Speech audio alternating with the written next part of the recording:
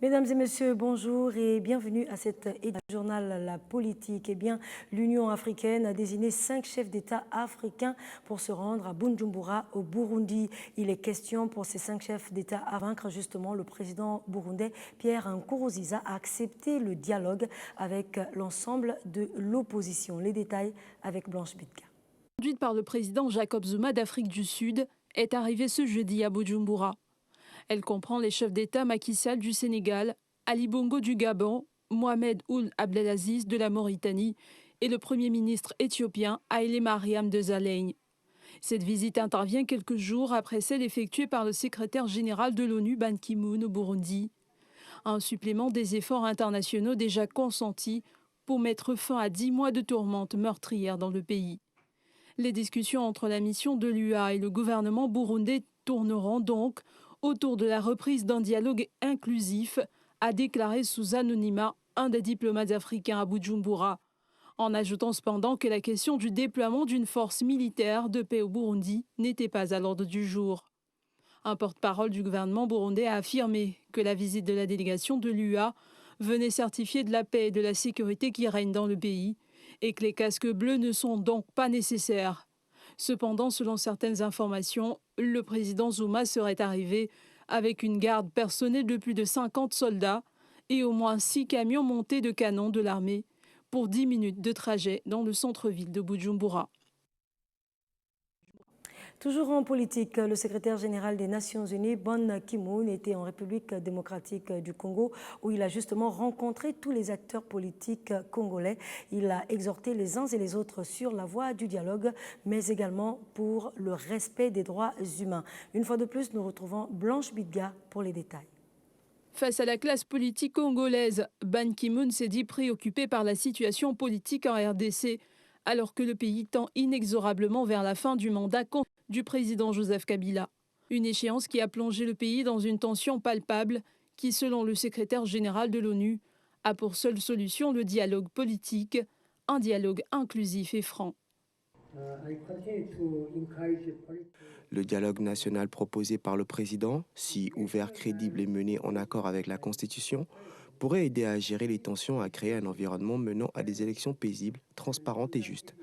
L'accent a également été mis par le diplomate onusien sur l'importance du respect des droits de l'homme. J'ai eu l'opportunité de rencontrer le président Kabila, le premier ministre Matania Ponyo, des représentants des partis d'opposition et de la société civile. Je les ai appelés à s'engager dans un dialogue politique. Je leur ai rappelé de mettre les intérêts du peuple au centre. Je les ai exhortés à travailler dans un processus électoral crédible et ouvert en accord avec la Constitution. Plus que tout, le respect des droits de l'homme est critique à la paix et à la stabilité. À 10 mois de la fin de son mandat à la tête de l'Organisation des Nations Unies, Ban Ki-moon réitère son appel aux dirigeants africains, je cite, « Ne vous accrochez pas au pouvoir, écoutez la voix de vos citoyens ». Fin de citation. Un appel que plusieurs chefs d'État en exercice, depuis 10 à 30 ans, ne semblent pas avoir entendu. Au Gabon, à quelques mois des échéances électorales, eh bien, on enregistre déjà des démissions en cascade au sein des partis politiques. Il en est donc le cas de Gabriel Nzebi qui a donc quitté le navire UGDD pour s'allier au PDG, le Parti démocratique gabonais. Il a donc fait son alliance cette annonce en présence de nos reporters Michel Zué-Eyi et Rodrigue Simangoy. Une démission de plus dans les rangs de l'opposition. Gabriel Nzembi vient de quitter avec fracas ses alliés d'hier. J'ai décidé ce jeudi 25 février 2016 de quitter l'opposition pour apporter mon soutien sans réserve équivoque à la vision politique du président de la République, Ali Bongo Ondimba. Le démissionnaire reste serein et mesure la responsabilité de son acte et de son choix. Aussi explique-t-il les raisons. Depuis son accession à la magistrature suprême, le président de la République, Ali Bongo Ondimba, propose au peuple gabonais un projet de société clair et ambitieux pour le développement de notre pays. La politique n'est pas une course au pouvoir, Elle doit promouvoir le bien-être général sur la base d'un producteur et fédérateur de tout le peuple. La vision du président Ali Bongo Ondimba, contenue dans son projet de société, l'avenir en confiance, cadre parfaitement avec mes aspirations politiques. À quelques mois de l'élection présidentielle qui pointe à l'horizon au Gabon, d'autres démissions pourraient être enregistrées à ce rythme. Rappelons que Gabriel Nzembi était conseiller politique du président de l'UGDD et vice-président de la CENAP, représentant de l'opposition de 2009 à 2011. Pendant ce temps, au Sénégal, des membres d'organisations de la société civile, mais également des partis politiques, appellent les uns et les autres à un non massif au référendum constitutionnel qui est d'ailleurs prévu le 20 mars prochain. La déclaration a été faite par le président de cette nouvelle coalition. Le point avec Léa Atsam.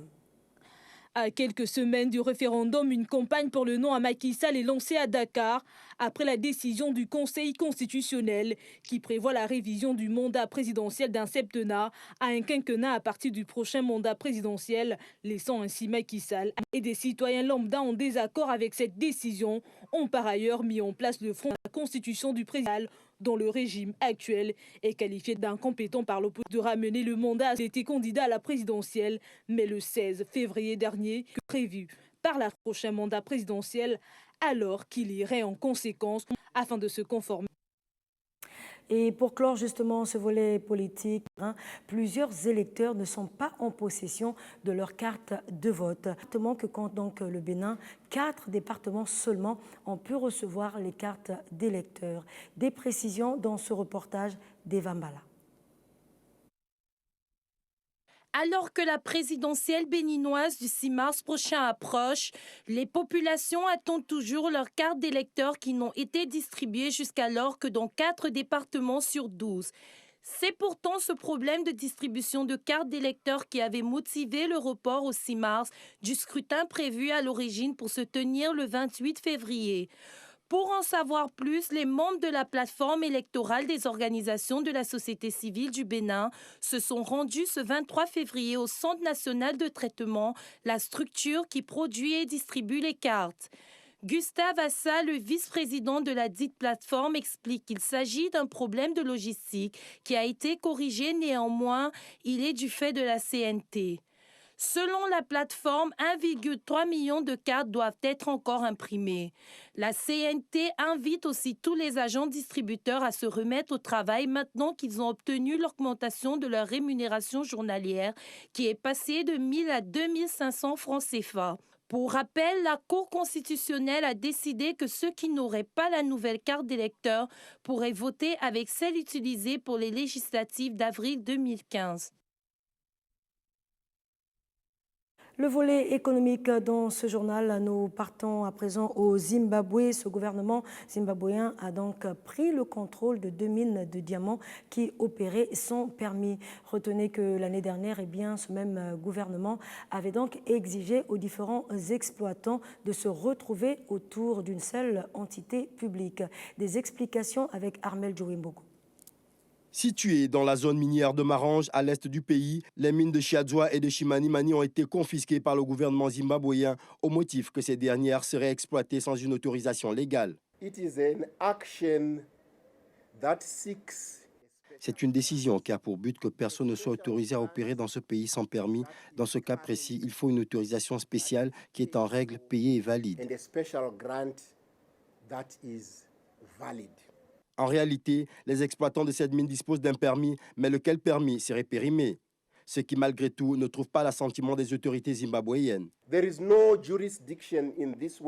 Aucune juridiction au monde n'autorisera qui que ce soit à extraire des minéraux avec un permis périmé. L'an dernier, le Zimbabwe avait fait part de sa volonté de fusionner 6 entreprises, dont celle de Chiadzwa et de Chimanimani. L'industrie diamantifère du Zimbabwe a fait l'objet de rapports d'organisations de défense des droits de l'homme dénonçant des meurtres et des tortures de mineurs illégaux dans la région de Marange. Ces rapports avaient notamment conduit à un embargo sur les diamants de la zone de 2009 à 2011. En Afrique du Sud, pendant ce temps, le ministre des Finances sud-africain a présenté un budget teinté d'austérité dans lequel il prévoit notamment l'augmentation justement des dépenses publiques, mais également la réduction d'autres charges. Des précisions avec Armel Djouébogo. Avec une croissance en dessous de 1% pour 2016, un quart de la population au chômage et une forte dépréciation de sa monnaie ces 12 derniers mois, l'Afrique du Sud, détentrice de l'économie la plus industrialisée du continent, vit une période délicate.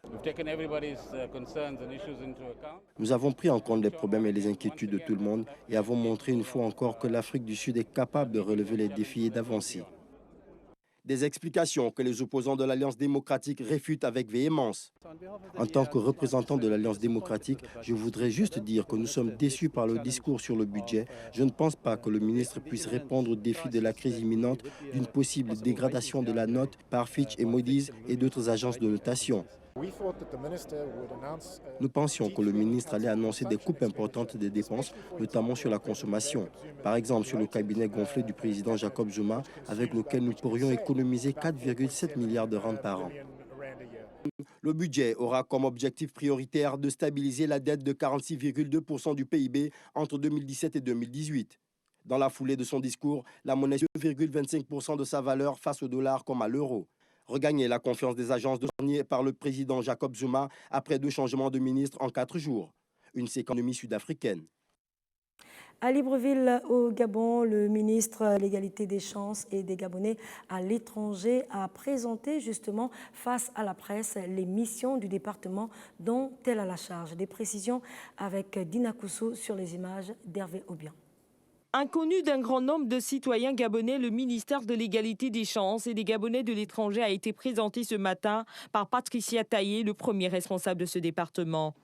En ma qualité de ministre de l'Égalité des chances et des Gabonais de l'étranger, mon adhésion est totale à cette vision de partage du chef de l'État qui ambitionne de changer l'histoire de chaque citoyen en lui offrant la possibilité de transformer sa destinée à travers la conjugaison du diptyque égalité et chance.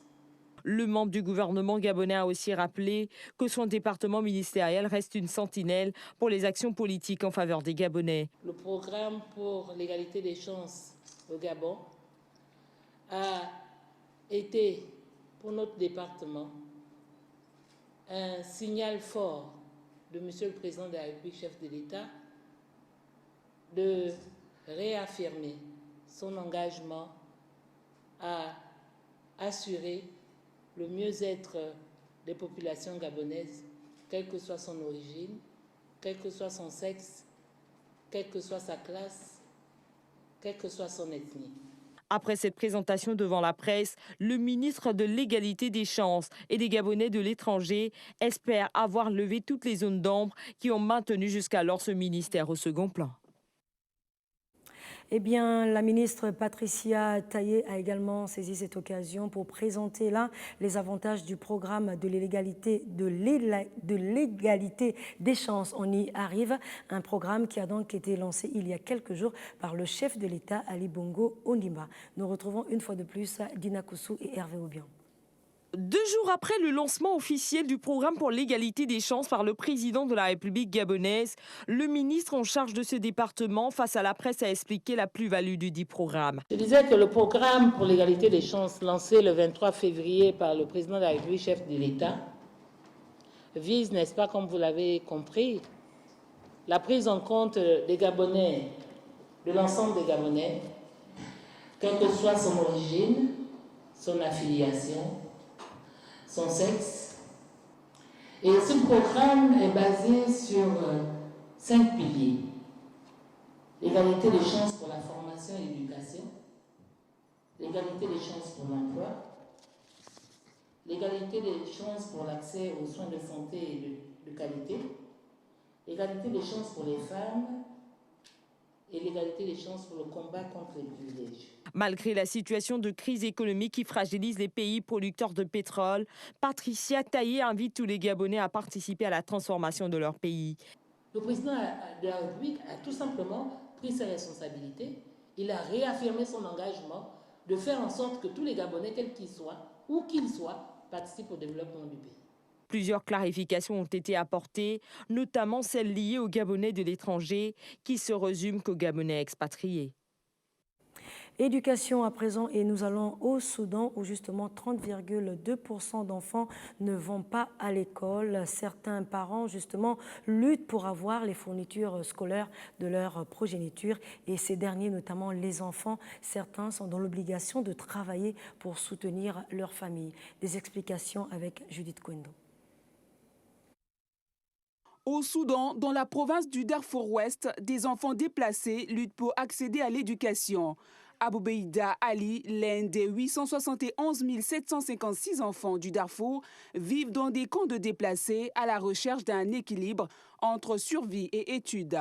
Aboubeïda Ali n'était qu'un enfant lorsqu'une milice a attaqué son village du Darfour en 2003, assassinant son père et chassant sa famille. Ses espoirs de connaître une enfance et une éducation normale se sont alors envolés. Depuis qu'il a quitté les bancs de l'école, le jeune homme travaille dans un restaurant sur la petite place du marché, niché dans les allées sinueuses et poussiéreux du camp. Contre des tâches exténuantes, il touche un salaire quotidien de 15 000 livres soudanaises, environ 1 500 francs CFA. Ce maigre revenu lui permet de maintenir ses 4 petites sœurs dans l'une des 2 écoles primaires administrées par l'État sur le camp. Rappelons que le Darfour est miné depuis 2003 par des violences entre le gouvernement de Omar el-Béchir et des insurgés qui se sentent ethniquement marginalisés par le régime de Khartoum. Selon l'ONU, ce conflit dévastateur a fait au moins 300 000 morts et près de 2,5 millions de déplacés au Darfour. Aujourd'hui, 1,4 million d'entre eux vivent dans des camps de réfugiés, dont la moitié de mineurs qui risquent de perdre leur enfance. Toutefois, pour permettre aux enfants d'avoir accès à l'éducation, le Programme alimentaire mondial fournit une assistance à près de 600 000 enfants. Éducation toujours, mais cette fois-ci au Gabon où le groupe scolaire Les Tanguettes à Libreville a célébré la journée internationale des langues maternelles en différé. La commémoration a été rehaussée par la présence d'un représentant du ministre de la Culture, Raphaël Bengomo Assomo. Les détails, une fois de plus, avec Judith Kwendo. La langue maternelle a l'honneur à travers cette célébration en différé. Par leur richesse, nos langues vernaculaires méritent d'être maîtrisées et leur appropriation au sein de la cellule familiale est primordiale. Donc la langue maternelle compte. C'est pourquoi les décideurs doivent tenir compte de son impact positif sur les apprentissages des enfants. Une prise en compte de la langue maternelle dans les apprentissages au primaire doit être considérée comme une composante du développement inclusif. Les élèves ont par ailleurs exprimé leurs difficultés pour l'apprentissage des langues maternelles. Nous avons trouvé la prononciation de certains mots un peu bizarres et amusants, mais surtout très difficiles. Pour le représentant du ministre de la Culture, la valorisation des langues maternelles doit passer par un apprentissage chez les plus jeunes. Apprendre à parler sa langue maternelle devrait être une obligation de tout parent pour valoriser nos différences, qui font d'ailleurs notre richesse par sa diversité. La stratégie d'intégration d'apprentissage adoptée par votre groupe scolaire constitue une des approches novatrices que nous devons amplifier. À la clôture de cette journée, les élèves ont présenté des activités qui revalorisent les langues vernaculaires. Je m'appelle Anguille Océane. L'information, c'est également le sport. Eh bien, l'élection du président de la FIFA, prévue d'ailleurs aujourd'hui, eh bien, Cheikh Salma se dit confiant justement face aux 4 autres candidats de cette élection. Des précisions avec Mamadou Niang. Ancien homme d'affaires et membre de la famille royale du Bahreïn, Cheikh Salman est un prétendant de poids à la présidence de la FIFA, malgré les accusations récurrentes le visant sur le thème des droits de l'homme. Président tout-puissant de la Confédération asiatique depuis 2013 et vice-président de la Fédération internationale depuis 2015, il espère arriver au sommet de la planète de football lors de l'élection prévue ce vendredi à Zurich, ce qui serait une première pour son continent. Soutenu officiellement par les grosses confédérations d'Asie et d'Afrique, Cheikh Salman est donné favori avec l'Italo-Suisse Gianni Infantino, numéro 2 de l'UEFA, pour succéder à Joseph Blatter, suspendu pour gestion déloyale. Je suis confiant et optimiste. De mon point de vue, tout va mieux que bien. Déclaré le 31 janvier à l'AFP, Cheikh Salman, ce serait entre moi et lui, ajoutait-il à propos de Gianni Infantino. Dans son manifeste, il a promis la refonte complète de l'organisation et l'introduction de mécanismes de contrôle rigoureux qui permettront de relancer la FIFA dans son ensemble. Et puis, dans le cadre de la rubrique 7 en plus, eh bien, hier soir, au cours de l'édition de 20h, Dina Koussou s'est entretenue avec Armel Joe Bogo. Eh bien, le sujet essentiel était axé notamment sur les 5 chefs d'État africains qui ont été désignés par l'Union africaine pour convaincre Pierre Nkurunziza à accepter le dialogue avec l'opposition burundaise. Je vous retrouve juste après justement cet entretien.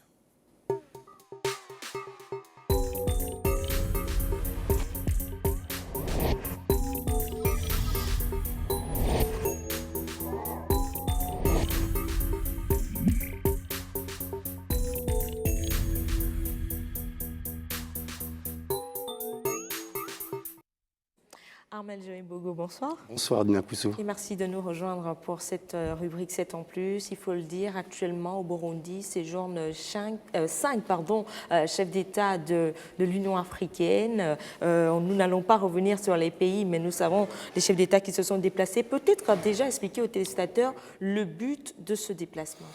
L'objectif de ce déplacement est tout simple. 2 jours effectivement après la visite du secrétaire général de l'ONU, Ban Ki-moon, 5 chefs d'État africains se sont rendus dans ce pays pour tenter effectivement de trouver des solutions, n'est-ce pas, à la crise qui sévit au Burundi depuis belle lurette. Donc, ils avaient dans leur bagage, comme ça, 2 objectifs principaux, notamment demander au président Pierre Nkurunziza d'établir un dialogue inclusif, n'est-ce pas, avec toutes les forces vives politiques de la nation. Et le deuxième, c'était de déployer une force armée, n'est-ce pas, au Burundi pour, comme ça, tenter de démanteler, si vous voulez, les milices qui sévissent effectivement dans ce pays. Pour l'heure, le déploiement a été, n'est-ce pas, rejeté, donc il n'y aura plus de déploiement et le président Nkurunziza a accepté effectivement qu'il y ait lieu ce dialogue inclusif. Toutefois, il a mis des bémols. Le premier, c'est qu'il ne peut pas s'asseoir, n'est-ce pas, sur une table avec ce qu'il a appelé des terroristes. Et là, il s'est appuyé, si vous me permettez, sur effectivement cette résolution de l'ONU, la résolution 2248, qui veut effectivement que pour qu'il y ait ces assises-là, il va falloir que ces personnes soient des personnes qui veulent véritablement la paix dans le pays. Et lui, il a dit, je ne peux pas m'asseoir avec des terroristes, car ces derniers ne veulent pas la paix. En quelques mots, on peut dire qu'il a un peu, de façon intelligente, contourné effectivement cette résolution. Et pour l'heure, nous en sommes là. On va pouvoir voir les conclusions effectivement de ces assises d'ici 2 jours. Oui, Armel Joe Bogo, on se rappelle bien que le secrétaire général des Nations Unies, Ban Ki-moon, a séjourné récemment au Burundi. Peut-on dire, au regard de la situation, parce que jusque-là, il faut le rappeler aux téléspectateurs, Pierre Nkurunziza n'a toujours pas validé un dialogue qui pourrait permettre à l'opposition burundaise d'y participer. Doit-on penser que Ban Ki-moon a échoué ?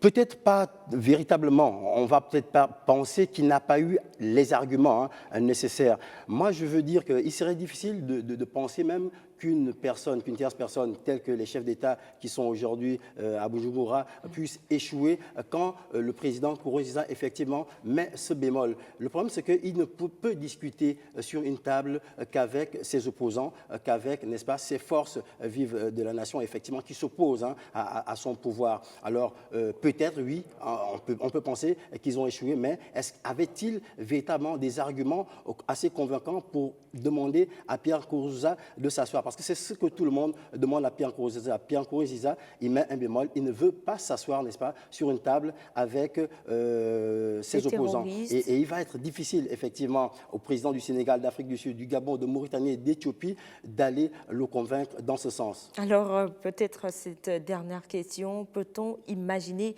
un scénario pire que celui qui est présentement au Burundi?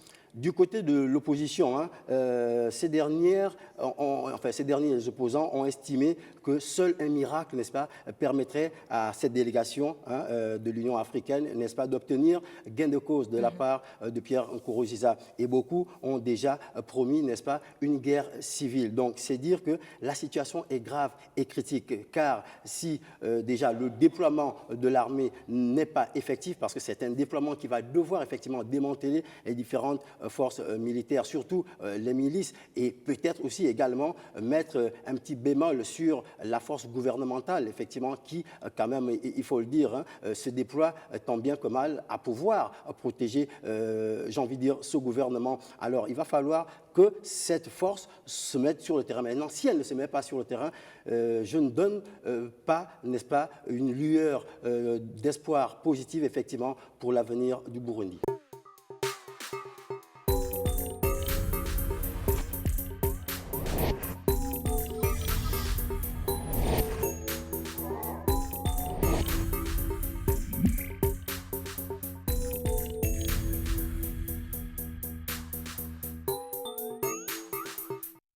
Voilà, c'est par cette rubrique que nous refermons cette édition d'information. Merci de nous avoir suivis. Rendez-vous avec l'actualité lorsqu'il sera 9h. Vous serez en compagnie de Michel Zué-Eyi et lorsqu'il sera 13h, Judith Kondo se fera le plaisir de vous informer. Au revoir et bonne journée à tous.